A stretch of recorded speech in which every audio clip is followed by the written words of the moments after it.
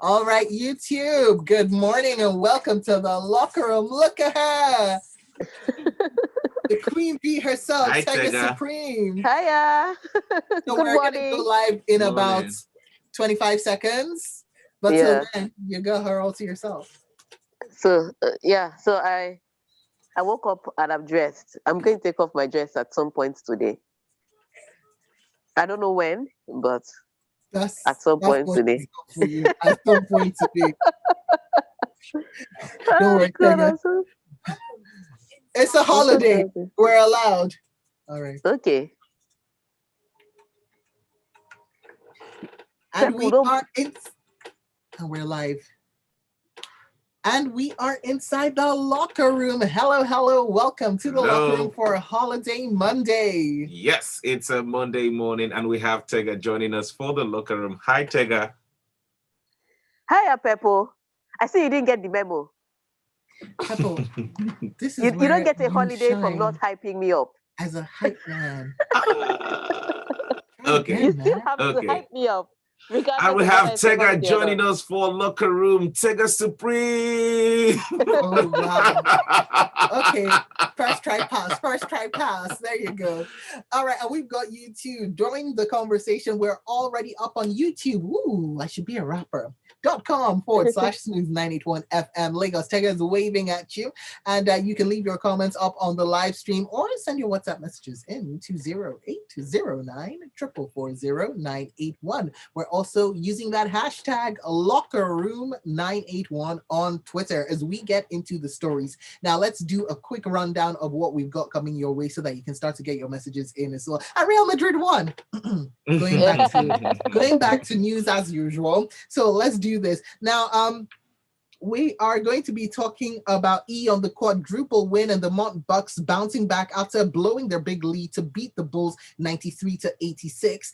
Greece's Tsitsipas defends his Monte Carlo crown successfully, and Real Madrid fight back again to stun Sevilla. Klopp plays down talk of quadruple win, and Ragnick fears for United defense against a rampant Liverpool, whilst PSG are on the brink of their French title after beating Marseille. We've also got Bayern, who's one win away from a 10th straight Bundesliga title. At this point, they should just call it the Bayern title and leave it at that. What's the point? And Arteta is ruining his missed opportunities as Arsenal falter in the top 4 race. And that's the sports rundown for you for the first bit of, for the whole of the locker room. Okay, so let's get into this. Well, on a night where they are usually potent offense was searching for answers, defending champions Milwaukee Bucks had to rely on their defense in their playoff opener. Fortunately for the Bucks, that's the one part of their game that was at a championship level. Tega.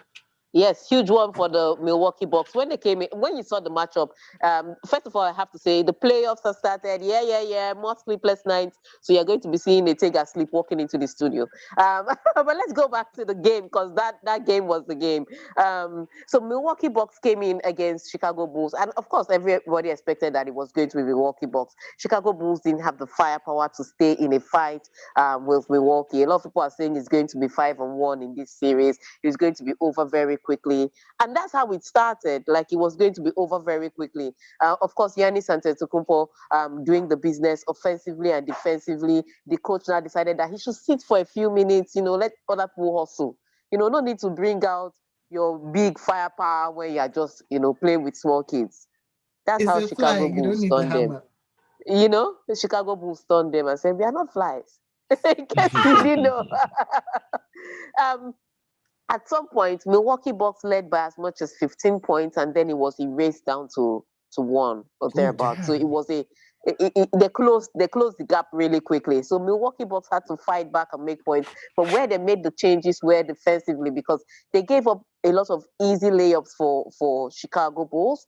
And so they had to rotate their defensive structure again to be able to stay in this one and get the win. And it was Giannis again defensively that was his reach. That guy has the reach of somebody that is like 7'6". He has the reach of Yao Ming because the ball is about to get into the basket. It looks like he's going to make it. And then Giannis just reaches. He was like Elastic Man He Wow. stretched and his hand got to it. I think for me, that was the block of the night. It was after that move, everything else fell in place for the Bucks. So great win for defending champions Milwaukee Bucks. Expected, but they made it a little tougher than it should have been. But Last hold on. night Can you tell us what the Bulls did to like close the gap so quickly? Or was it all on the Bucks? They were just getting easy buckets. That's what it was. Huh. The Bucks weren't defending very well, so Chicago Bulls were taking advantage of it. On the same night too, Boston Celtics faced Brooklyn Nets, and wow, it was a buzzer beater that won that game. Like Boston Celtics has also led, by about 15 points, and then Brooklyn Nets closed up the gap and took the lead. And it was Kyrie Irving with 39 points on the night. Unfortunately, 39 points wasn't able to get the Brooklyn Nets to win because Kevin Durant wasn't playing his best game. I think it's the worst shooting game I've seen from Kevin Durant. But the Brooklyn Nets could have won it on the last bucket. Kyrie Irving played the ball a little too much. Then he passed the shot to Kevin Durant, who was already having a bad night. And then Kevin Durant missed the 3-point attempt. The buzzer went off, and there were 19, I kid you not, I think 19 seconds on the shot clock left. And with those 19 seconds counting down, Boston Celtics passed the ball, gave it to Jason Tatum, and he scored right before the buzzer went off. Like literally 0.0. That's when the ball entered the basket. It was a big night. So, I mean, playoff basketball is a completely different game. But the way that the players have taken on this mantle to bring it on game after game. And this is only game one we've seen. You can imagine by the time we start getting to game 3, your heart's going to 4, take all the other games. My heart is going to take it. My blood pressure is going to come down. This is a good time to ask me for money. I don't have, but ask me. All right, we've already got a message in from Josh. He says, "Dear Pepple, you are still young in this locker room. Please learn fast before we start locking you out. You ought to have learned that Tega must have her good dose of hype to get her into action." I don't understand the last part of this message. I don't want to read it. Sope, I blame you for this, but we pardon him this one last time. Good morning and happy Easter, guys. And same to you, Josh. Don't worry. Pepple is coming. It's all right. Coming up. All right, so we've got more for you. And getting into this, hold on, here we go. Now, Stefanos Tsitsipas successfully defended his Monte Carlo Masters title with a hard-fought 3-6, 7-6, 7-3 victory over Spain's Alejandro Davidovich Fokina in Sunday's final. Now, third seed Tsitsipas hammered 21 winners and made only 11 unforced errors in the Monaco Sunshine to win in an hour and 36 minutes. Okay. Well, he defended that championship a little differently. Excuse me, a little differently, a little tougher, but he still defended that championship. Last year he won it without dropping a set. This year it was a little hard. It was a little tougher. Especially his yes, he did it at the end of the day. Especially his quarterfinal, and after his quarterfinal where he went 3 sets, it looked like he was going out at some point, and he won that. He had a pretty easy, straightforward win against Sasha Zverev, which was shocking to me. But it was the way he was forcing Sasha Zverev to make mistakes from the baseline. But he got through that easily, and so after he got through that hurdle, it looked like it was going to be an easy final. Took the first set, came back in the second set, and it was a struggle. Davido Fokina was just like, I didn't beat Novak Djokovic to come and lose. This is not why Jesus died. It was a completely, he just kept fighting to the very last shot. But Tsitsipas, for some reason, he had the extra gear, he had the extra wing, and he was able to win this. For me, I still don't know where Tsitsipas's best court is. Because, you think that he's so good on clay that he must be a clay court player. But you've seen him on grass and on hard court, and he's equally an excellent player there. So I'm still trying to find out which one it is. It looks like he's most likely going to win a hard court Grand Slam first, but nobody should count out the French Open because he's really good on this surface. Really, really good. Abundance of riches. Okay. All right, so the big game, Real Madrid. Sope already mentioned that when we started the show this morning. Karim Benzema. My shoulders are up. I called it. Well, Benzema completed another incredible Real Madrid comeback on Sunday as the fourth from 2 goals down to defeat Sevilla 3-2 in La Liga after trailing Chelsea 3-0 on Tuesday, only to secure your place in the Champions League semi-finals. And Madrid stormed Sevilla to seal the victory that has surely won them La Liga. Tega, over to you. Okay, so it was an important line for Real Madrid, and they didn't start off very well. I mean, losing the first half by 2-0 against Sevilla, but you knew even with 2-0 against Sevilla, you knew Real Madrid was going to come back. I mean, think about it. Champions League, they were down by 3-0 to Chelsea, and they came back and still qualified. Who is Sevilla in La Liga? Just think about the different level of competition. You always knew that the second half was going to be completely different. For Sevilla. So Real Madrid comes out in the second half, make a few changes, take Camavinga off, bring in Rodrigo in, and you could tell Ancelotti was going for the 3 points. He was not giving up the game, and neither were the Real Madrid players. They got the first goal, and as soon as Rodrigo got that first goal, you knew there was an equalizer coming. What was the stunner was when I still don't know why Vinicius Junior's goal was cancelled. I'm still waiting for them to explain it to me because they're saying it's handball. I still couldn't see it from Africa. Maybe if you had to be in Spain to see the handball, but it was cancelled. But after that goal was cancelled, they had a different venom in them. And Benzema putting the ball in the back of the net to get that winner again. It's the tail of the season. It's people shouting Benzema for Ballon d'Or, and I won't deny him that, especially as he's playing for France in a World Cup year. Nothing to count the French out from winning another World Cup. So really huge win for Real Madrid, really huge win for Carlo Ancelotti, and really good year for Karim Benzema. Again, people are shouting Ramadan Karim, and I'm with them. Love it. Okay, and let's get into what's going on and talk of a quadruple win. Let's see if it happens. So Liverpool manager Jurgen Klopp played down his team's chances of winning an unprecedented quadruple this season, even as they defeated Manchester City to reach the FA Cup final on Saturday. Yes, another big one on Saturday. But remember when I said, I think it was on Friday, that Manchester City were drained. Psychologically, physically, mentally, after that battle with Atletico Madrid. Because they didn't just play football in Wanda Metropolitano. They played wrestling, rugby, NFL. There was all sorts of drama going on. They were playing for their lives. They still hadn't recovered. Exactly. And especially after the match, there was all those shenanigans and security, and there was a delay to leave the stadium. So everything would have taken out of them. So I wasn't surprised when Pep Guardiola started with the team he started with. Now, a lot of people will be complaining that maybe Pep Guardiola should have started the game with the players he finished the game with. However, there's a reason why Manchester City pays all those players that money. Because the day they call on you, they want you to deliver the results. It can't always be Kevin De Bruyne doing the work.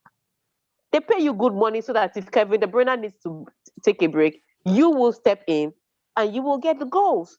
So I wouldn't fault Pep Guardiola. He's fighting on many fronts for many trophies. He has to be able to rotate the team. And when he rotates his team, he has to be able to get results from the players he's counting on. Because that's what they're paying you for. Otherwise, they should have put their money in their pocket. It's that simple. But they started the game, lost the first 45 minutes by 3-0. Pep Guardiola made those changes. They fought to come back and could have gotten an equalizer in the dying minutes. Unfortunately, Liverpool held on to win that game by 3-2. So with Liverpool's 45 minutes, they used it to score 3 goals. Manchester City's 45 minutes, they used it to score only 2 goals, and that's why Manchester City is out. But what it means is that Liverpool has the opportunity to play another final against Chelsea, who defeated Crystal Palace by 2-0 in the FA Cup. Now, remember that they played a final in the League Cup, and Chelsea lost to Liverpool there. So now Chelsea has an opportunity for revenge. And Liverpool has an opportunity to show that their first win was not a fluke. So it's a really, I'm up for a good revenge story myself. So let's see. I'm up for a good revenge story. However, what it means is that Liverpool are still in the League Cup. They're in the FA Cup final. They've won the League Cup. They're in the FA Cup final. They're in the Champions League, and they still have a good shout at the Premiership. So yes, that's why people are saying quadruple. And I know Jurgen Klopp is saying it's only from outside, but I think his players are whispering it to themselves. They want to make history too. Yeah. I like how he says I couldn't care less, but He cares. Trust me. We know. All right. So after the break, we'll be talking about PSG. Stick around. All right. Okay, so we got about 2 minutes of for the break. Do you have messages or are people still sleeping? Because this is a good morning to sleep in. Okay. So people, welcome to day 1 of Pepple on the desk. It's fun and filled with Pepple, I'm also... marking your script too. I beg, how am I doing so far? Don't be asking me on air. I can't tell any lies.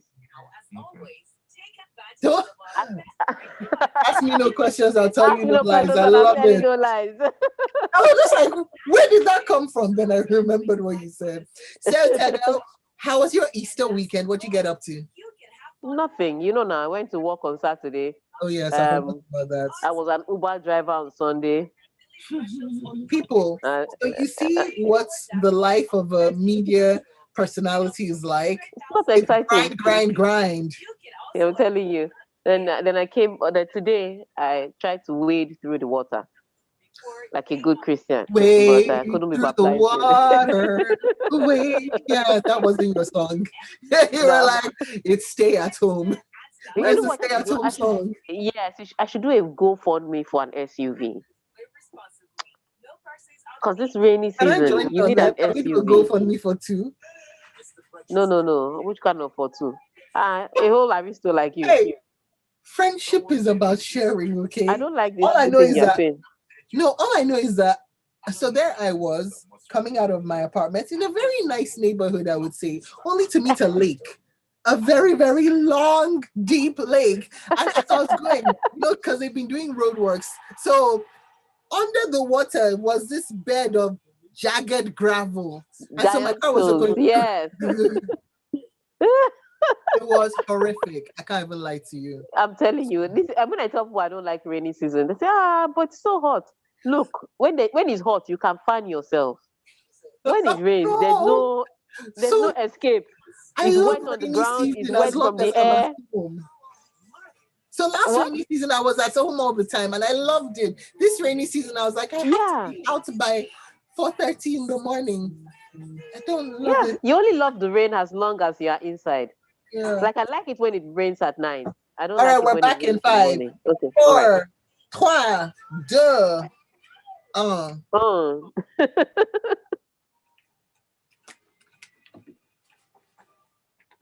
All right, welcome back inside the locker room. We have Tega here. Remember, you can send a message to us on our WhatsApp portal 0809-444-0981. We're streaming live up on youtube.com/smooth981FM. Lagos, by the way, Cruz is here. That's what he has to say on WhatsApp. Tega, we're here. We're sleeping, but we're here for the analysis. And he goes on to say, who know like better thing? Yeah. No one. Yeah. All right, so Ralph Ratnick says Manchester United will be fortunate to even get a point against informed Liverpool on Tuesday if they show the same defensive threat as they did in the 3-2 win over struggling Norwich.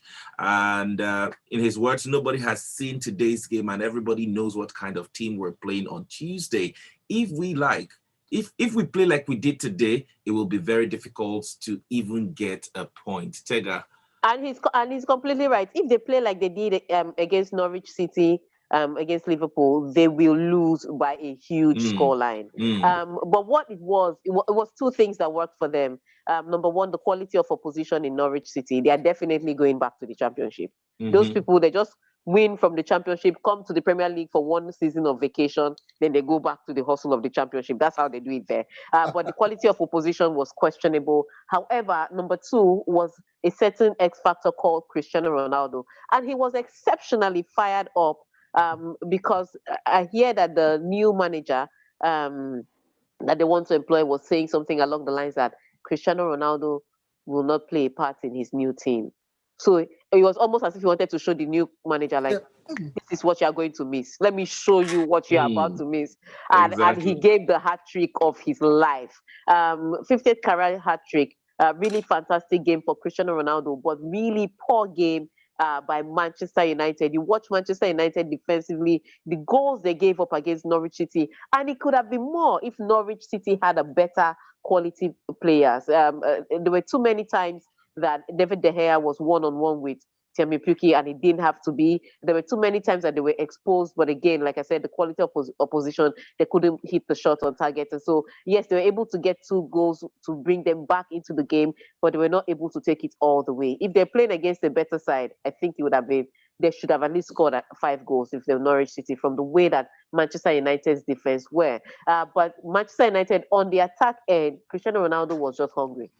He just wanted to score. He just wanted to show everybody what he knew how to do best. And he did it. Scored the header, scored the tap in, and most importantly, he scored the free kick. And let me tell you how good that free kick was. Tim Krul had 2 hands to stop the shot. The shot still got into the back of the net. That's the force and the power that was behind that free kick. So yes, Manchester United got the result on Saturday, and it was a good win considering the fact that Arsenal and Tottenham had lost on the weekend. But if they're playing that same way against a Liverpool side that, yes, may be struggling from physical exertions because of the match they played against Manchester City on Saturday, they're still a better quality side. And so they're still going to give Manchester United trouble. So, yes, I'm with Ralph Rangnick. If they play the same way they played on Saturday against Liverpool on Tuesday, then they're going to lose, and lose by a heavy scoreline. But again, the rivalry between Manchester United and Liverpool can cause them to play a little better. So we wait to see on Tuesday how this looks. All right. And how much do I love up on WhatsApp that Olarunwaja Akamuja says, up red! Okay, yes, so up red. Let's talk about PSG now. Kylian Mbappe penalty proved decisive as Paris Saint-Germain beat bitter rivals Marseille 2-1 on Sunday, meaning they could clinch the Ligue 1 title this week. Now, Mbappe converted from the spot in first half stoppage time after the referee awarded a penalty for a handball on a VAR review, which restored PSG's lead following Neymar's early opener and a Duque Caleta car equalizer. Yes, so it was always going to be a tough one, and like you know, regardless of what you've seen in Champions League, PSG have played worse in Ligue 1. PSG are just horrible. Yes, they have the star players, but they don't have the structure, they do not have the team, they do not have the tactics, and of course, you know the bottom line, they do not have the right coach. And so they have struggled through a league that they should have easily dominated and maybe be competing. Yeah, maybe be competing for the honors in the Champions League. However, they are trying to do the business in Ligue 1. And they did take the lead, and it looked like Messi scored a goal, but again, it was given as offside. Marseille scored their equalizer, and then Kylian Mbappe finished it off. But yes, they have. I would say this for them. Pochettino has won the league, but anybody can win Ligue 1 with PSG. It's that simple. That's not an achievement. It's like saying Bayern Munich has won the league. Good for you. Bayern Munich always win the league. They always win the league. Can you tell us something else? And that's where the struggle is. I think their success will not be based on whether they won the league or their success will be based on whether they won the Champions League. And because they did so horribly in the Champions League, they have failed. It's just like if they lost the league on, it will be even worse. But the fact that they won it, if they lost the league on, people will be upset. But the fact that they've won it doesn't mean people will celebrate. I don't know if that makes sense to you. It's not an achievement to win it. It's unacceptable to lose it, but it's not an achievement to win it. Right. I guess that's where it is for PSG. They have to find a way to make it to make the success where it counts, and where it counts is in the Champions League. Well, you already talked about Bayern Munich. Let's bring them into the conversation. We're hearing they can secure a 10th straight Bundesliga title next weekend after they bounced back from their Champions League exit with a 3-0 win on Sunday. Yes, like I said, Bayern Munich winning the league is like saying the sun rose in the morning. It would. That's why it's morning. Tell me when it doesn't. And tell me exactly. Tell me when it doesn't. 10 straight title, you can tell, and it's not the same manager that's been there for the past 10 years. So you can tell that they've literally brought in anybody, and the person has won the league. But that's what Nagelsmann's oh my God, you don't want to be the manager that comes in and doesn't win. You just do it. You don't go down in infamy. Like I said, with the Bundesliga, again, it's the same way with PSG. It's unacceptable for you not to win the Bundesliga, but it's not a success story for you to win the Bundesliga. You have to be doing well in Champions League, and they didn't do well in Champions League. They lost to Villarreal, of all teams. And so the manager was talking about how he received 450 death threats. I kid you not. Whoa. Because so it's a horrible job. You want to take it because you are guaranteed, you're almost guaranteed success, but you also don't want to take it because if you fail, the pressure it'll be like you knew nothing before. Exactly. So I'm not in support of any death threats to any manager. Just imagine if you didn't do your work well at the office and somebody starts threatening to kill you. It doesn't make any sense. That's exactly what they're doing to Julian Nagelsmann. Not a very good thing for a young manager to experience. But the good news is that at least he's on the other end. This team was able to bounce back over the weekend, get the points that they needed, and now they could get the Bundesliga title in their coffers. Even if, I mean, as much as they say it's not good, it's not news to win the Bundesliga, it's still a win. But Tega, they're playing Dortmund next, yes? Yes, they're playing Dortmund next. But what Dortmund, if we see an interesting twist? Oh, regardless of what happens against Dortmund, they'll win it the next time. They're still. It's just that Dortmund can delay it, but they cannot deny it. That's just what it is. So at this point, but Dortmund is also going through their own trouble. They also have their own struggle. And yes, they play completely differently when they face a Bayern Munich side. They somehow find an extra gear to move their team into. However, like I said, it's only a delay. It's not a denial. if Dortmund should manage to win. All right, so we've got this one in from Charles Chidozie, who says, Happy Easter to all Arsenal fans around the world. Hashtag locker room.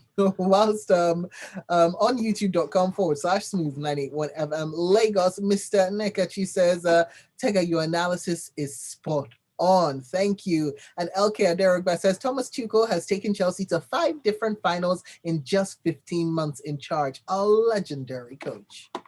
We've got more messages. Let's see this one. Cruz also sends a message. She says, I'd really like to see Manchester United stun Liverpool so that Man City can get a little more breathing space, but something tells me that Liverpool would be out to punish Man U irrespective of what the sky blue side is wishing for. Okay, and our final story up for Tega to chew on is this one in regarding Mikel Arteta. Arsenal manager has said that his team paid for their profligacy in the final third in their loss to Southampton on Saturday, and he expressed concerns about their recent slump in form after they fell to a 3rd straight Premier League defeat. So this is what he had to say. He said, it's a real worry. We've lost games in different ways. To lose the way we did today is difficult to explain. Yes, it's difficult to explain. And so a lot of people like to blame the manager. And yes, at the end of the day, the buck stops at his desk. But sometimes you have to look at the players on the pitch. Like, what are you doing? They have lost 3 games to teams that have nothing to fight for. To Crystal Palace, to Brighton and Hove, and now to Southampton. Southampton that took in 6 goals against Chelsea. Arsenal couldn't score 1 goal against them. And you have to understand that at this point in time, they were on the precipice of sealing that top 4 spot. So you lose 3 games that were easily winnable. You can't completely blame the manager alone. Sometimes as a player, you have to show some ambition. Try. Maybe you desire Champions League spot for yourself. Let's not even look at Mikel Arteta. For yourself, don't try to protect Mikel Arteta's job. Protect your career. Don't you want to play in Champions League? You don't like Tuesday and Wednesday night football? What's wrong with you? So yes, the players have, it's a horrible loss, and yes, the manager should be blamed for some of it, but also the players need to look in the mirror. What do we really want? And so that advantage that they thought they had earlier on, they do not have it anymore. And what was even more infuriating about Saturday's loss was that Tottenham had gone ahead earlier to lose to Brighton and Hove. So it opened the door for Arsenal to say, if they didn't have an incentive before, that was an extra incentive. Arsenal said, you know what? Tottenham, you've done poorly, but hold my pure water. I'm about to do one better. All right, Tega. I can't take it. All right. So it's a tough one for Arsenal, but yeah, they're going to have to find a way. Otherwise, even Europa will not be there for them. Yeah. Thank you very much, Tega, for bringing the spot-on analysis on locker room today. All right. Thank you for, as usual, having me and not waving the pom-poms. Peace out. Find her on Twitter at Tega Supreme, and I cannot begin to tell you that the first week of May is coming up pretty quickly, so you need to be checking out what LIS International has to say across Twitter and Instagram. Tega, see you. Wait, hold on. Today is Monday. Yeah. See you Wednesday. See you Wednesday. Right, bye. Yeah. Bye-bye. All right. All right, children of God, I'm out.